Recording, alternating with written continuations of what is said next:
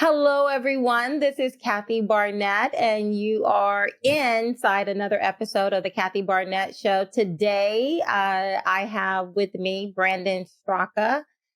Everyone knows him. He's burning up Twitter right about now. Just won a major case. I know I've been following you for some time, Brandon.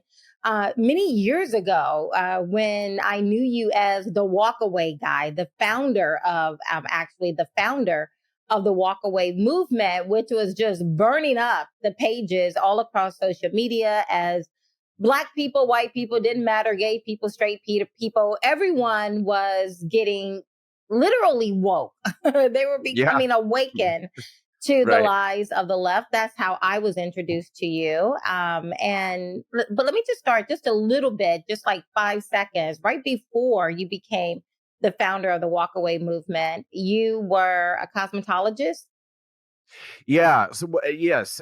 Well, I'll actually take it a little bit further back than that. So my dream in life was always to be a singer and an actor. And I still consider myself primarily an artist and like a performance artist. And I moved to New York City after high school, and I did that for many years. And it's kind of a long story. Next month I will be 9 years sober. So I did kind of go through a phase in my Bravo. Thank you. But I did go through a phase in my life where I got heavily into drugs and alcohol, and that kind of derailed my performance career. So then I decided that I thought it would be a good sort of backup plan to go to cosmetology school and pursue a career as a hairstylist. And what happened was I actually hated it.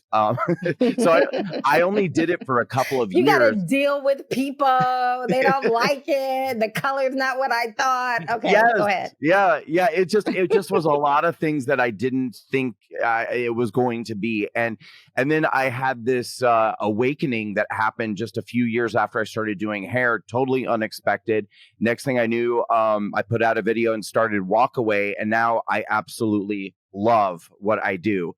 But I just kind of wanted to clear that up, because if you read news articles, it makes it sound like, I had this career as a hairstylist. And then, and in fact, I really only did hair for a couple of years and didn't love it. Yeah. And really what I was leaning towards is the fact that, doing what I'm doing today, the National Grassroots Director for Vivek Ramaswamy's presidential campaign, before that ran in a highly competitive U.S. senatorial race here in Pennsylvania. But before all of that, I was a stay-at-home mom, homeschooling my kids, living my best version, the best version of my life. I had, careers prior to that, but that's what I was doing, minding my own business, living my own life. And then you kind of look around and say, what in the world is happening to our country? And at that particular time, I was looking at the Republican Party, recognizing that these people do not necessarily share my values, or if they do share my values, they're weak in their representation of standing up for those values. And that was kind of my springboard into stepping into the world of politics in 2019. I had never even attended a Republican event, and now I'm running for U.S. House at that time, which led to the Senate. And now the grassroots director for Vivek. And so I was just, I was looking at your career similar to that, in that you're walking around, minding your own business, living your own life. And then all of a sudden, what was it that caused you to leap from acting, an artist, cosmetology? Now you are the founder and leader of a movement that just caught on fire. It literally just caught fire. Like, what was that moment that said, wait a minute, what's going on here? Well, the first thing I want to say before we get into that is how much I enjoyed watching what happened to you. And it was really inspiring. I think it was inspirational no, I mean it. I think to a lot of people, because I know that many people out there share my sentiment that you got a raw deal in the way that your campaign proceeded forward.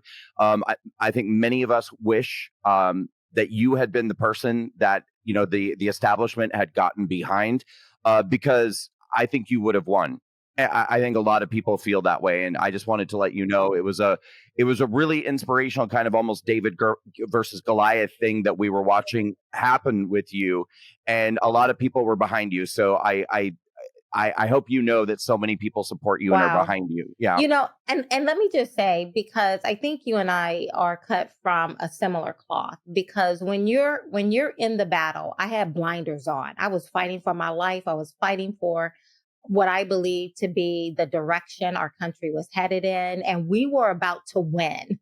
Just to give perspective, the top two people in that race, there's about 7 of us, but the top 2 people spent $60 million in that race. I spent $1.6 million in that race, and we were about to win because the people, kind of like your walk away movement, got engaged and all of that. But when you're fighting for your life, which I certainly thought I was, you put blinders on and you don't know people are really paying attention. It's just you and what is in front of you.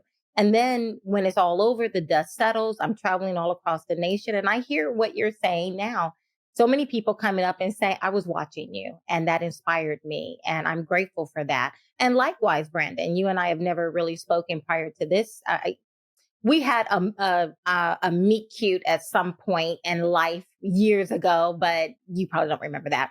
But nonetheless, we've never really had a conversation. And yet I'm following you and I'm following how you refuse to shut up, sit down and be quiet. You just refuse. They they close down your walk away accounts on social media. They got you pleading guilty on one thing. They're trying to get you on something else. And and every time I turn around, I see you in a viral video standing up telling your story. You just refuse to shut up. Yep, And I do. love it. I love it, right? Because I refuse to shut up, right? When I was dragged across the nation, and yet when the dust settled, I started thinking to myself, those same values that led me to run in the first place, they're still my values. And they're still the reason why I believe we need better in our country. And I'm assuming you and I are cut from the same cloth because you just refuse to shut up. And these people are like, what do we do to this guy?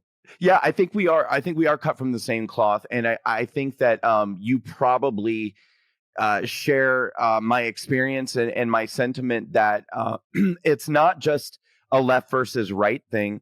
What I've gone through, and even before January 6th, going back to May of 2018, which was when I started Walk Away, I've often said I cringe when I hear the average conservative, average Republican citizen say things like, we're all on the same team and we all need to work together. And I say to myself, if you only knew that probably the greatest battles, of sabotage and things that I've experienced have come from petty, jealous people on the right, or people who believed that, if Walk Away is too successful or if Brandon Straka is too successful, that's harmful to me. So I need to use my power and influence to have him blacklisted or make sure he can't succeed. That's coming from the right. Yes. So it's like, you're not just battling. They see above the water what's happening when the left is attacking you. What people don't see is what's happening under the water when your own team on the right is trying to take you out for their own purposes. I say that all the time, Brandon. I mean, we were about to win. And I shock people when I say, do you remember who kneecapped my race? It wasn't Don Lemon from CNN. It was actually Donald Trump. It was actually those I would have considered a part of the MAGA movement, and just the lies and just dragging me across the nation. And, and again, I'm grateful for Donald Trump. I'm the Trumpiest of Trumpers. Ain't nobody going to out Trump me. And yet I see so clearly that this is not a red shirt versus blue shirt, Democrats versus Republicans, black versus white, gay versus straight. It's not about any of those things. Those are labels that are used to distract us so that this cabal of the Uniparty, whatever you want to call them. But there is a very real, it's very real. And I understood it to some degree back in 2020, but didn't quite fully appreciate it as I do today, that Democrats could not do half the stuff they're doing to us if Republicans weren't complicit. Well, and I'll tell you too, like, I will never forget, again, watching your campaign and watching this like scrappy woman who's kind of on our own out there just fighting, but, gathering a following, gathering momentum and really succeeding. And then it's like all of a sudden a directive went out to take you out. And I'll never forget watching all of these powerful right-wing media figures. Like all of a sudden they were showing footage of you marching on January 6th. The same people that were, for months and months and months say, oh, the left is lying about January 6th. The left is manipulating January 6th. And then all of a sudden it's like a directive went out and they were like, Kathy Barnette is seen here marching in the streets on January 6th. And it's like, so we're not allowed to march in the streets anymore? She's it's guilty one of by the it's one of the 5 rights in the First Amendment, right? And, on Friday, they were saying I was a member of Black Lives Matter. 2 days later, they're saying I'm marching on January 6th with the Proud Boys. I'm like, clearly, I can't be both of these people. I can't be both a member of Black Lives Matter and marching with the Proud Boys, right? Right. But again, there's a directive that goes out. It's not just about me. I mean, I'm using my story, but I'm talking about your story. I'm talking about the stories of so many really good people who looked around and said, I want to get involved in being a part of, like that adage, when good people do nothing, evil prevails. Well, I want to be a part of the good people who stand up, and Americans, millions, thousands of Americans all across the nation standing up saying, I want to get engaged. And lo and behold, it's not the left that comes after you. It is your own. And I saw that in my race. I see that in your race. I see that in so many others. And so I'm glad you kind of took this detour so we can just do a PSA moment to all those who are looking and getting distracted by the labels. Democrats, yes, they suck, but they couldn't do half the stuff they're doing if Republicans weren't complicit. That's right. Yeah. And listen, I'm sorry, you asked me a question. I'm enjoying chatting with you, so it's easy to get distracted. You would ask me kind of what was the moment. So going back to, let's go back to say, I don't know, 2013, 14, 15, the years leading up to me walking away. So I was kind of an unquestioning liberal starting in high school up through my adult life. And whatever the cause was, I kind of by default got behind it. If they said we need unlimited abortion, great, I'm for it. If they said we need to restrict access to guns and gun rights, sure, sounds good, I'm for it.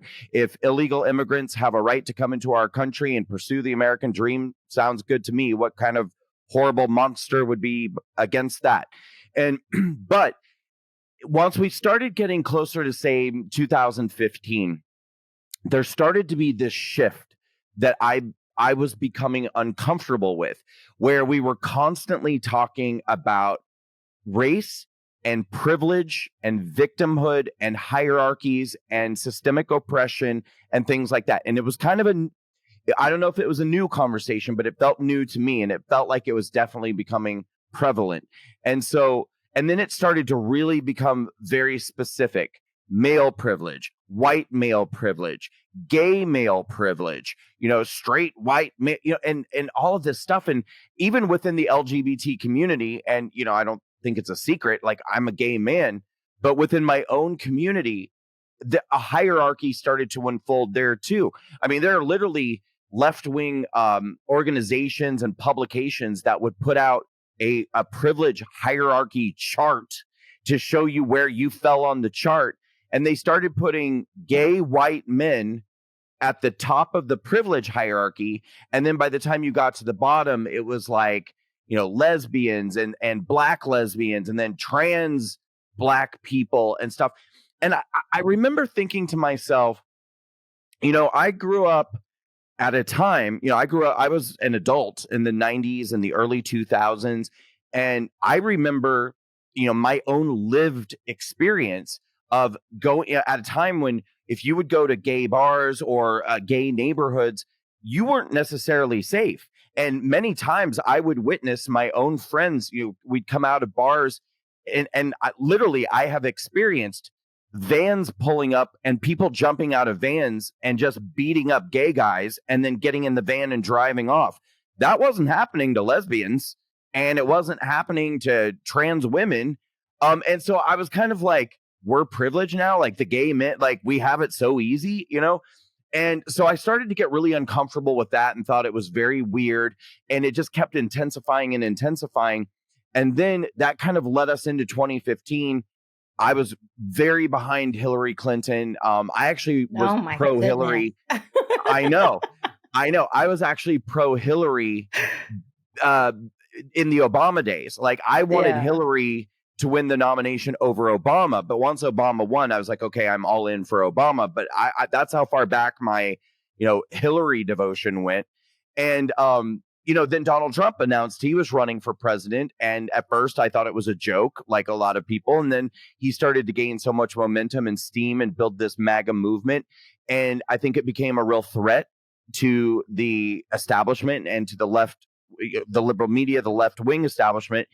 And so they kind of came up with this plan to take him out by portraying him as the most racist, sexist, homophobic, evil person who's ever run for office. Everything evil. Everything evil. He's everything the image evil. of everything bad. Right.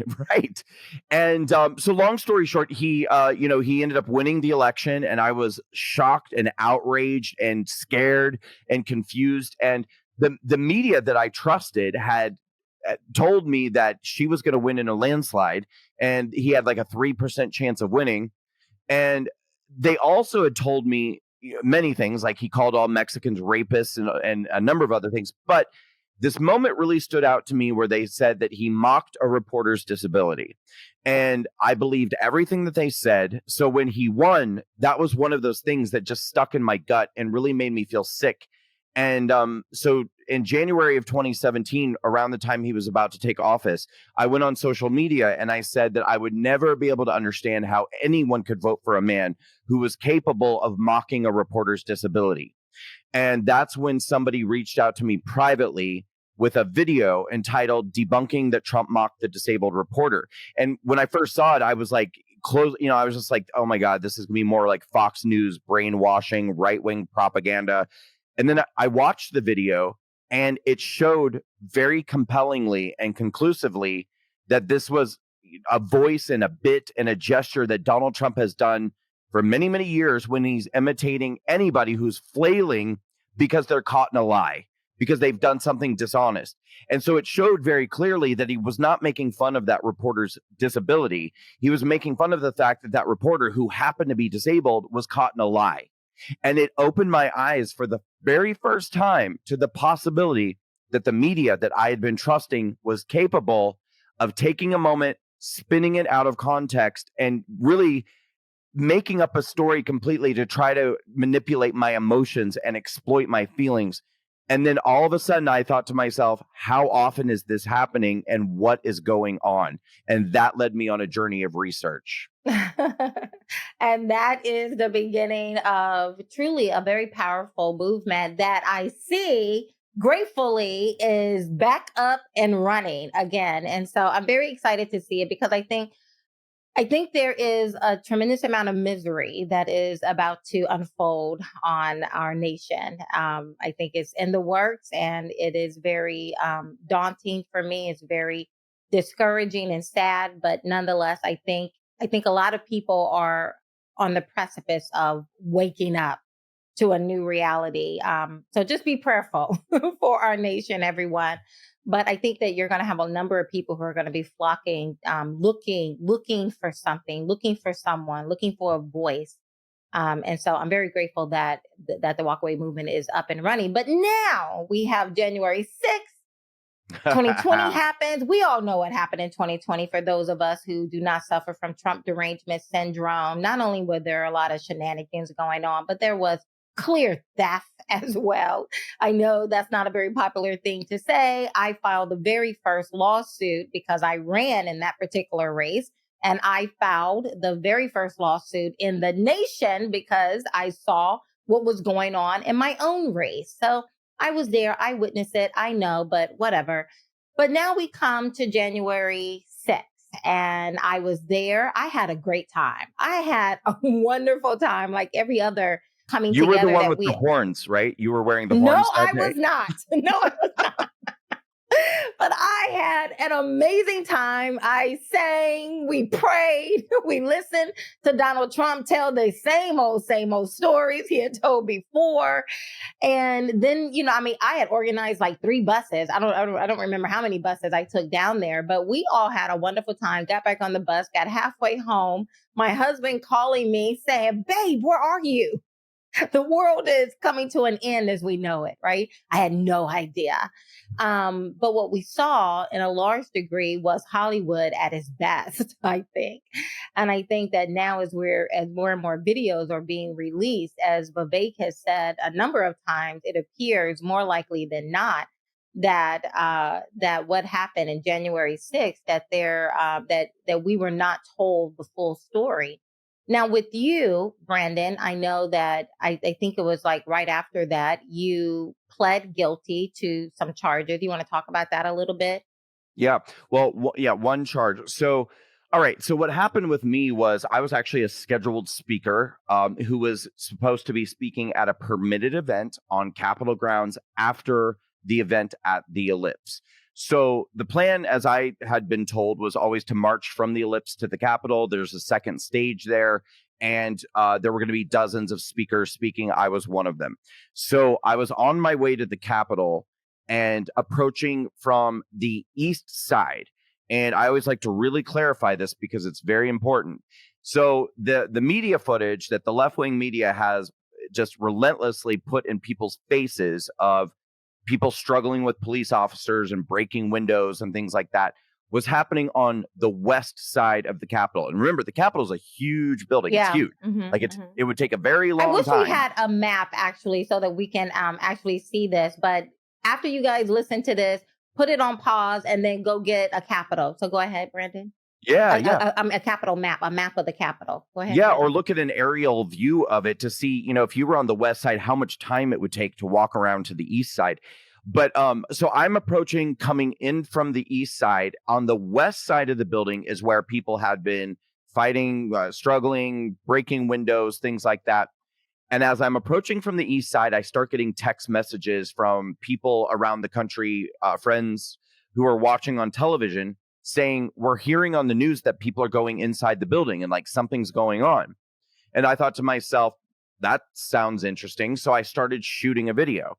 And I shot one continuous video for about 10 minutes as I walked up the east side sidewalk, up to the Capitol, and up the steps. Now, in my video, you don't have to take my word for it. You can just watch the video. In my video, you'll see that as I'm walking up the east side sidewalk onto the grounds, it's incredibly calm. People are standing around in groups of, 5, 12, 15, talking, having conversations. You see people riding bicycles, a woman pushing a baby stroller. Everybody's very calm. And at the end of the sidewalk, and this is a huge sidewalk, huge. I mean, like you could literally drive 2-way traffic on it. It's so wide. And at the end of it, off to the side, there's bike rack off to one side and there's bike rack off to the other side, but the sidewalk is fully open. So at some point, apparently those barricades were closed, but when I arrived there, they had been opened. And on the other side, there were thousands of people standing outside of the Capitol. So I walked past the open barricades into the crowd of thousands of people. And according to the government, that's when I committed my first felony. And did they use your video as proof? That's the only evidence in my case. The only evidence in my case was my own video. Like when it came time to plead, whatever, they're required to turn over the discovery. That's all they had was my own video. That was it. So they charged me with a felony for occupying restricted grounds. And then I proceeded forward into the crowd. And when I got up to the steps, and the steps were filled with people, just completely filled. At the top of the steps was a man motioning like this and shouting down to the people. He said, "They've opened the doors. They're letting us in. We're going inside. We're going inside." So I walked up to the top of the stairs. And when I got there, sure enough, both doors were open. And there was a crowd of hundreds of people. Some of them were trying to push their way in. The majority of them, like me, were shooting a video. I stood outside for 8 minutes. And after 8 minutes, a man came out of the building. I believe he was a protester. he got on a bullhorn and he shouted, "They've cleared Congress. Everyone left the building. Move out, move out." And at that point, I immediately turned around and left and walked down the stairs and out to the outer grounds. So I never entered the Capitol. I never committed any violence, vandalism, theft, or destruction. Didn't encourage anyone else to do any of that either. But I uploaded my video to Twitter. And 2.5 weeks later, on Monday, January 25th, a team of FBI agents stormed my apartment, got me out of bed, put me in handcuffs, took me to jail, while a team of agents came into my apartment and began stripping it of my computers, my iPads, my iPhones, my hard drives, my thumb drives, my camera equipment, my clothing. I sat in jail for 2.5 days before I was released. And when I was released, that's when I learned that the government was charging me with a felony for occupying restricted grounds, charging me with another felony for impeding law enforcement, which I'll explain in a moment, and a misdemeanor for disorderly conduct with an intent to disrupt a hearing before Congress. Now, this felony of impeding law enforcement, I said to my attorney, "What are they talking about?" And my attorney said, "Well, in your video, there's a moment where one officer walks through the crowd and he's holding a plastic shield above his head. This is happening about 35 feet away from me. Several people grab his plastic shield out of his hands and they start passing it around. And then about 30 seconds later, they pass it back to him and give it back to him. But while that's happening, you hear several people in the crowd shouting, take it, take the shield, take the shield." Well, the FBI is saying that that you were the one shouting, and they're charging you with a felony for shouting and calling it impeding law enforcement. And then the government also told my attorney that they had not yet charged me with felony obstruction of an official proceeding, but they were considering adding that charge as well. Or I could plead guilty to a misdemeanor and they would drop all of the felony charges. So my case ended up taking a full year to get through, but ultimately I took a misdemeanor plea deal. I pled guilty. That might sound like a happy ending to people until you learn and discover that even misdemeanors associated with January 6th are being treated as acts of terrorism by the government and by big tech and by the left-wing media. I am literally placed on a government terrorism watch list now. When I get, every January 6er is given a designation called Quad S, meaning that they can't get on an airplane without going through hours of screening by teams of TSA agents. Most of us have been permanently banned by PayPal, Venmo, Stripe, Patreon, email services, credit cards, banks, for misdemeanor charges. So it is a living nightmare. But let me just pause right there because I'm watching video after video now of illegals. Our government is taking illegals, putting them onto planes and flying them all across the nation. And I don't see them having to go through hours and hours of search before entering. But now you, with the misdemeanor, you have to deal with that. The other thing I'm thinking of is that because I'm watching what the weaponization of our judicial system against Donald Trump, and I'm looking at the millions, the tens of millions of dollars he is spending on legal fees to defend himself. I had Mike Lindell on not too long ago, and he was talking about he was paying $2 million a month to defend himself against charges. And I had General Flynn on, the money he spent to defend himself. And then I often hear people talk about, people not being fully aware of the moment in which we're living in. They're like, well, we can't let them win. And I'm thinking to myself, these people have already won because I don't have $2 million a month to defend myself if my government decide to put me in their crosshairs and want to get rid of me, right? I think Donald Trump has spent like $78 million. I can't remember, but I saw $78 million associated with him as something that he was spending on his legal fees. I don't have $78 million to defend myself, right? And so if we now have a government who decide you are inconvenient, We want to use you as an example. We will bring 10, 15, 20 FBI agents, helicopters flying over to storm your home, your apartment, drag you out of bed, neighbors watching. Now your name is on the media. I don't have the money to defend myself in that regard. Now, every time someone Googles me, right? And so this is now the reality of so many Americans who did not know what they were walking into. I think there were a number of Republicans who probably knew. I can't imagine that the most powerful man in the world had no intelligence of something going down. And if he didn't know, then I think that too is a problem. But other people knowing what hundreds, if not thousands of Americans were getting ready to walk into, and how your lives have been changed forever. And I find that to be so repulsive. I find that to be just so unfair. And it makes me sad that this is who we are as a country, because I think often I grew up on a pig farm. I grew up below the bottom rung. I grew up in a home with no insulation, no running water, outhouse on the back, well on the side. We were so poor, I often joke and say we couldn't afford the other O. We were just po. And yet what allowed me, this little Black girl trying to figure her way through life, what allowed me to be able to build a life for myself in large part of the fact that I didn't have a government that was out to get me, that I didn't feel as though there were people intentionally setting up roadblocks for me, that if I made a mistake, as long as it wasn't a big mistake, I could recover from that. But today we're living in a society where there are so many people who you veer to the left, to the right. It may not even be a full-fledged mistake, but you just get in someone's way and become an obstacle. Your life can dramatically take a U-turn. Think about how fascinating it is what you just said. You just got done saying that you grew up very poor, but felt like you had the opportunity to pull yourself out of it because you didn't have a government that was out to get you. But that is literally exactly the narrative that the left wants you to believe about Black people. The left actually wants you to believe that the government is out to make it impossible for Black people to succeed. Meanwhile, that actually is happening to people who are conservatives.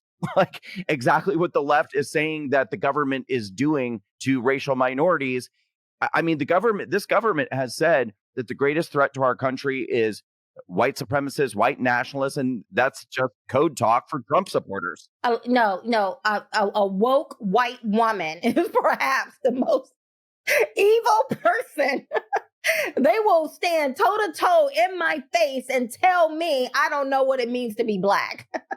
That somehow they know, and somehow I'm an outlier, right? I mean, you really can't make this stuff up. And yet I recognized very early on that they are using the color of my skin. They're using my gender as a tool. These people don't care about me.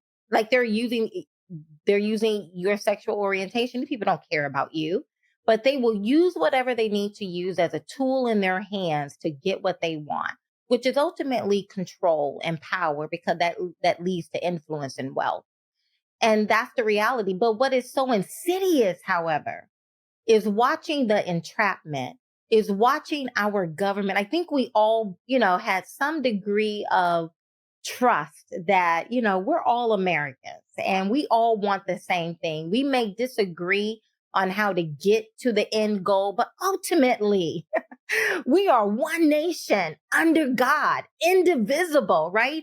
Fighting the same fight. I spent 10 years in the military. I made a conscious decision that had I been required to lay my life down, I would have done that. Not for this mess that we're living in today. Not today, as my brother would say. I wouldn't be trying to lay my life down. And yet I just find it so insidious, so evil that we now have a government that is actively, and they're not even pretending.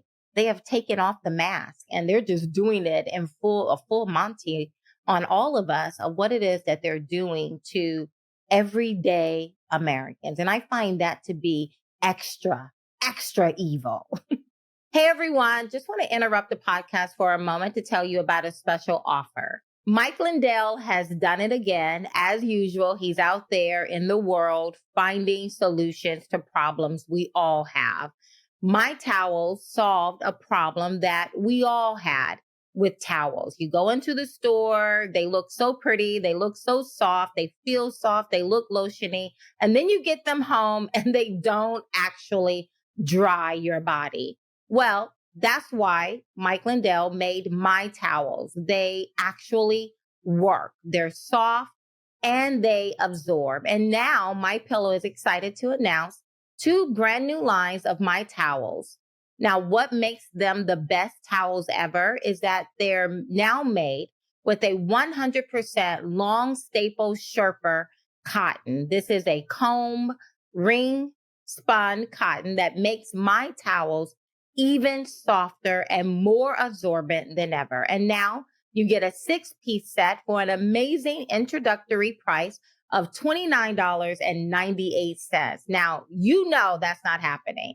I'm sure you're out there trying to purchase new towels now. You have friends and family coming over for the holidays, and you know that you're not going to get a 6-piece towel set of this quality for $29.98, but you can go to mypillow.com, use promo code Kathy with a K, or call 800-988-3934. That's 800-988-3934 and get your 6-piece introductory set for $29.98. You can get a designer premium line for just $20 more. Either way, you save $50. Everyone actually gets dried off and you look like a champ. So they actually work. Just go to mypillow.com and use promo code Kathy with a K. This offer won't last long, so please go order now. You know, one of the things, in addition to everything that I just said, is for all of the J6ers, and again, and just to reiterate, I pled guilty to a Class B misdemeanor. This is a low level. It's considered a petty offense. It's when I pled to it, my attorney said it's kind of akin to playing your music too loud on a Friday night. And that's why I was okay with taking the plea deal initially, because my attorney said, you know, it's just not that big of a deal. You know, he's like, I know you don't want to do this, but it's a low level misdemeanor. I didn't know at that time that I was still going to be treated like a terrorist, you know, and a violent anarchist for pleading guilty to a Class B misdemeanor. But every J6er is placed on a registry, like a sex offender registry. And if you Google us, that's the first thing that pops up. So if you Google Brandon Straka, what you're going to see is from the Department of Justice, a dossier.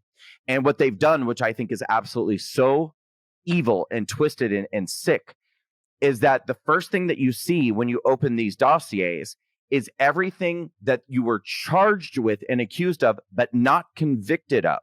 So they accused me of impeding law enforcement. They accused me of occupying restricted grounds. They accused me of all these things.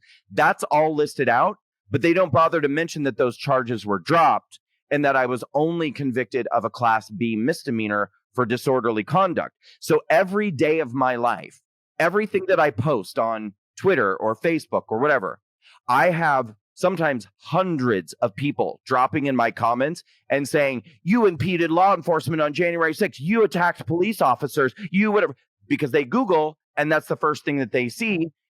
And they don't understand that I wasn't convicted of that. That was never substantiated. I say it was never true, not true. But that's what the government knows that. The government knows that people will see it. They'll react to it. It will prevent you from getting jobs. It'll prevent you from being able to get a housing loan. It'll prevent you from being able to get a credit card. It will. They are trying to destroy Brandon, people. I'm so sorry, but it doesn't seem like enough. But that's also the reason why I just refuse, like you, to shut up, sit down, be quiet, get in my place, be humiliated, right? So that's exactly what even those on our side of the aisle, what they did to me, that they were so, like they were trying to humiliate is what they were doing to me. And I just rejected. And that's the reason why, by the grace of God, I am now the National Grassroots Director for Vivek Ramaswamy. And one of the things he has said of recognizing, because Vivek and I talked about this all the time when we first started, because this was something I was watching and it's just so evil. is one of the things Vivek has said is that he will, as well as with Donald Trump, that he will, what's the word I'm looking for?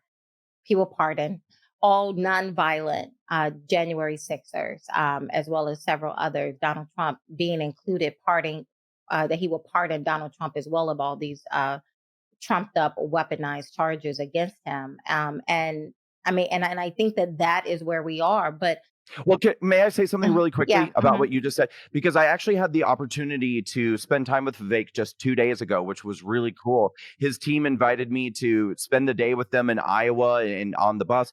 And I got to sit down and talk with him and also interview him. And through the course of that conversation, we talked about January 6th. We talked about the pardons. And I said to him, and I want to make this point because I want as many people out there to click for them as possible.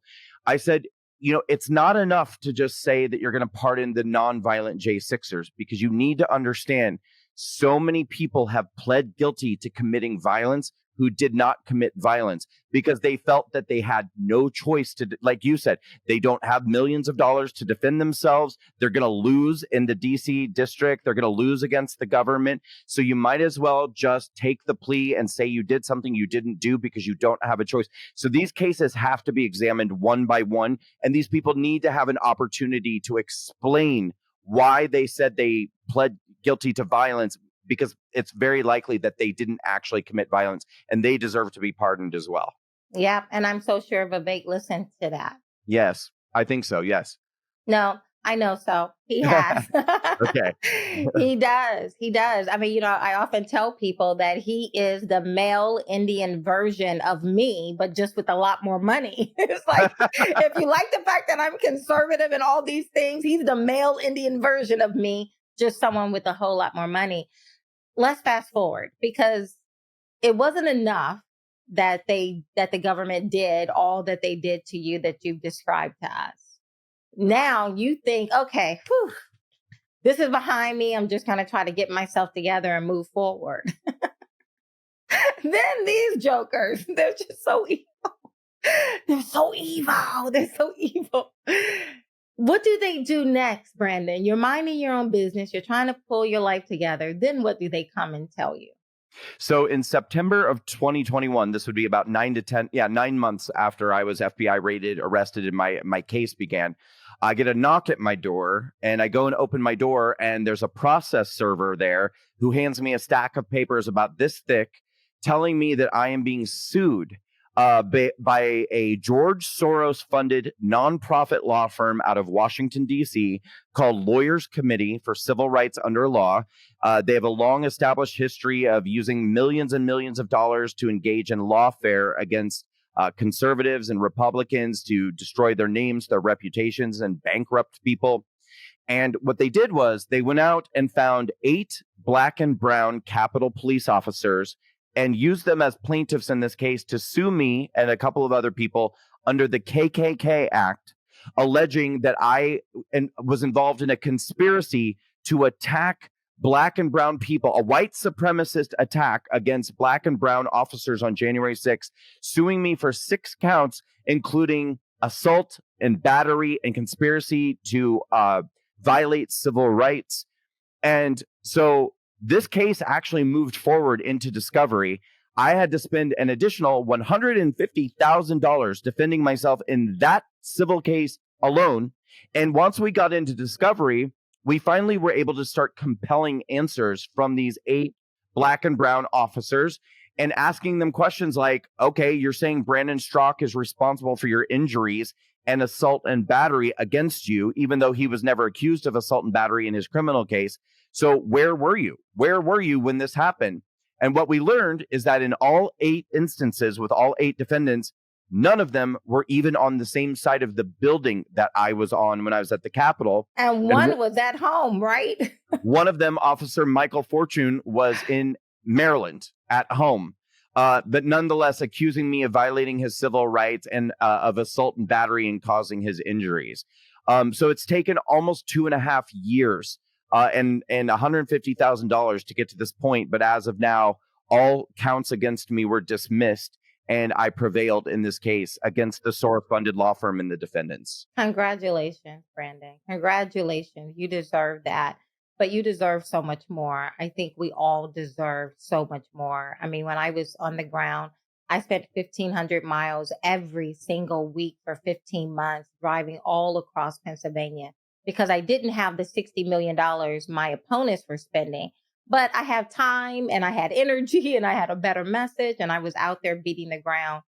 And I learned then what I have also now learned in Iowa, learned in New Hampshire, and all across the nation as I travel with the presidential team and working directly with the people on the ground, is that we have some amazing Americans. And in most cases, it crossed the lines between, again, red shirt, blue shirt, black, white, gay, straight, it doesn't matter. We have some amazing people in our country who actually deserve so much better than the type of leadership that we currently have in office right now. So yeah, I mean, we just absolutely do, and it is very unfortunate that we had the kind of people that we have in office representing us. Many, and I'm not talking about the Democrats. Democrats, we know they don't like us. We know, like they call us bottom basement dwellers. We smell like Walmart shoppers. We know these people don't like us. They have made it very clear that we're clinging to our Bibles and our guns and we're stupid, right? They made it very clear. It's the right. It's Republicans who pretend to be not like them, who pretend to care. And yet I'm convinced Democrats couldn't do half the stuff they are doing, that they've done, that they're continuing to do if Republicans weren't complicit. But let me just end with this, and I'll let you give your final thoughts on it. But one of the things I'm sure you recognize very early on, something I recognized very early on, that the left loves to create identity politics, different little buckets of identity politics. I'm Black, I'm a woman, you're gay. So all of these things, and what I call the oppression Olympics marathon that they do, right? How oppressed are you? Are you Black? Okay, well, that's good. But are you Black and a woman? That's better. Are you Black and a woman with a lazy eye? That's even better. But, I would say, I would tell people, like Black, a woman, lazy eye, walking with a limp. I mean, golden, right? For these people. But one of the things you realize very early on is that if you are conservative or if you don't think like a Democrat, all of a sudden people like you and I, you're gay, I'm Black, I'm a woman, we lose all those privileges that the left is handing out to people, right? Now, all of a sudden, I am not to be protected. I am not a part of the oppression Olympics. I am not at the higher up in the hierarchy of victimhood. Now I'm down there with marching with the Proud Boys. I'm no better than what they would consider a Proud Boy, right? And you, gay, you should be pretty high up on the oppression Olympics victimology rubrics, but you're not. And it's not because you don't fit one of their protected classes. It's because you don't think the way they want you to think. And now it's no longer about Black. It's no longer about being gay. It's no longer about being a woman or whatever other, suburban, college educated, not college educated. It has nothing to do with those labels anymore. Now these people are fast approaching to where the only thing that matters is if you think the way they tell you to think. Exactly right. And I would actually argue, you said, now you're down there with the Proud Boys and the bottom of the bottom. I would actually argue that there's a special outer ring of hell that they commit just to people like you and me who are traitors to the cause. We're the Jews for Hitler. We're the chickens for KFC, group. And yes. Oh my God. Right. Yeah. We are. I have been called some of the most heinous names. People like you and I, we get no protection. And when they kick us in the teeth, everybody looks and say, you deserve it. And they just keep walking on. Like there's no tear for the lonely, for people like you and for you and I. And that is, again, it's so horrible. But this is what I always try to point out to people, because the positive thing about that is that it so clearly demonstrates their hypocrisy and exposes the absolute lie of their ideology. Because here's the thing, this is what I always say to people. Okay, I was a Democrat. I was a liberal. I was right in there on the left with all of them. And then I started thinking for myself. I started changing my mind and I crossed the aisle and I came over to the other side. Now I can appreciate that upset people and frustrated people. I don't have an issue with that. But what I'll never be able to understand is that their whole theory is the other side wants to kill you. They're out to get you. They're out to harm people like us. They want to destroy people like us.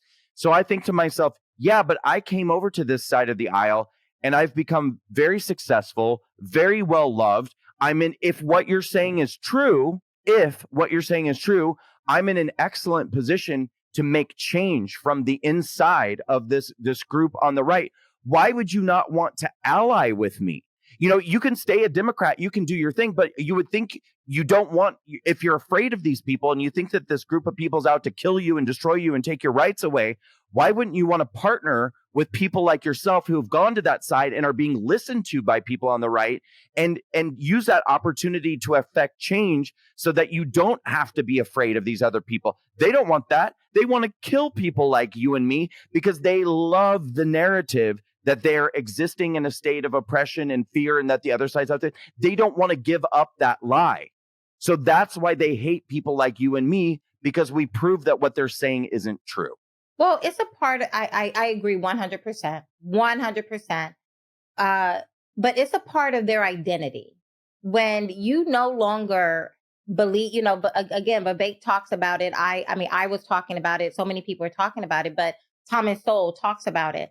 When you no longer have purpose and now your purpose becomes, your identity or your oppression, your identity or what kind of anxiety you're having, right? When those things become a part of your identity, then I understand. And again, it's sad. It's sad to me because I know those who are creating these categories, they could care less about people like you and I.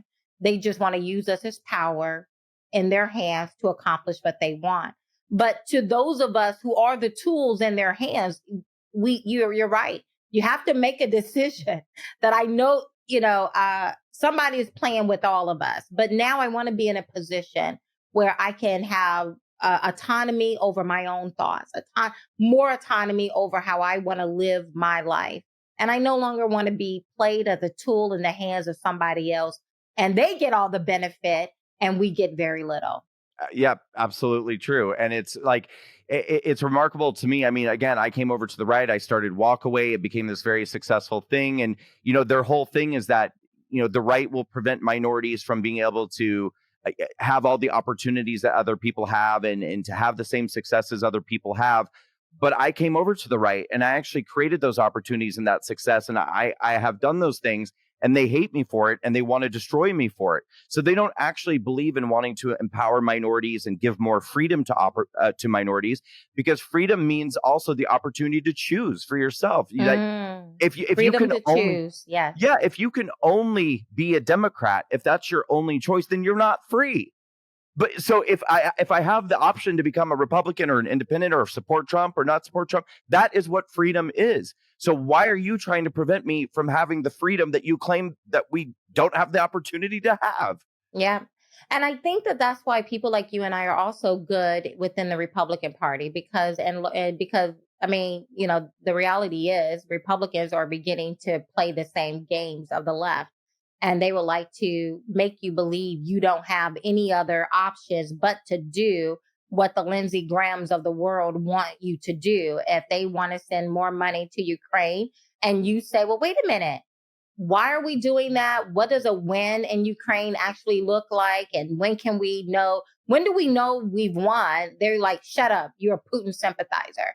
Or, the right is learning from the left, and they're beginning to adopt a lot of the same tricks and trade of the left, creating victim groups, beginning to say, this is how Republicans think. And if you don't think like this, then you're not one of us. We're going to come and destroy you. You're not a part of the group. And so I don't, unfortunately, we are a two-party system. I'm never going to vote Democrat again. These people have completely lost their mind. But within the Republican Party, I believe until there's some other party that is viable, we're stuck with a two-party system. And so you have to find your place. And I believe our place is within the Republican Party and doing exactly what we're doing, refusing to shut up, refusing to sit down. I believe there are a number of people within the Republican Party who think the way we think and see things the way we see things. But they need to know what courage looks like. And so for that, Brandon, thank you so much for not sitting down, shutting up, being quiet, doing as you're told. Thank you for being that pebble in the rock, and that pebble in the shoe of so many other people. I appreciate it. It encourages me. And I'm very sorry for what has been done to you. And I'm going to continue to fight, as I know you are, to create the kind of America that we can pass on to the next generation. Thank you so much for joining me. Thank you for having me. And I appreciate what you said. And I feel the same way about you. And I really appreciate this opportunity to get to know you better today. So thank you. And let's keep the conversation going. Absolutely. Blessings. Everyone, thank you so much for tuning in to another episode of the Kathy Barnette Show. I appreciate you guys. Y'all are keeping me at the top, in the top 100 on Apple Podcasts. I appreciate it. I love it. Thank you very much. God bless. Make sure you share, subscribe, and rate it. Blessings.